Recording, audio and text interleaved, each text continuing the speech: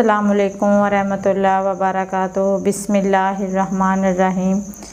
अगर आप ख्वाब में देखते हैं कि ईद उल फ़ितर के आप किसी इज्तिमा में हैं या ईद उल फ़ितर की नमाज़ पढ़ रहे हैं या आप ईद उल फ़ितर की नमाज़ को पढ़ता हुआ लोगों को देख रहे हैं, तो इसका यानी इस ख्वाब की तबीर ये है कि आप दोस्त रिश्तेदारों से नफ़ा पाएंगे, यानी कि आप दोस्त अहबाब जो रिश्तेदार हैं उनमें आप भाईचारा कायम करेंगे और इज़्ज़त व वक़ार वाली ज़िंदगी पाएंगे। आपको दोस्तों से नफ़ा होगा, दोस्त आपके हक़ में बेहतर होंगे। अगर आपके कोई दुश्मन हैं तो वो आपके दोस्त बन जाएंगे, दुश्मनों से आपको फ़ायदा हासिल होगा और आप मोहब्बत और प्यार और भाईचारे का दर्स देंगे।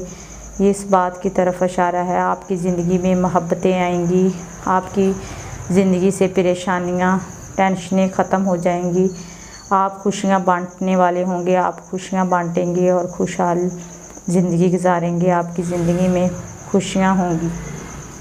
अल्लाह तबारक तआला हमें नेक अमाल करने की तौफीक दे। आमीन।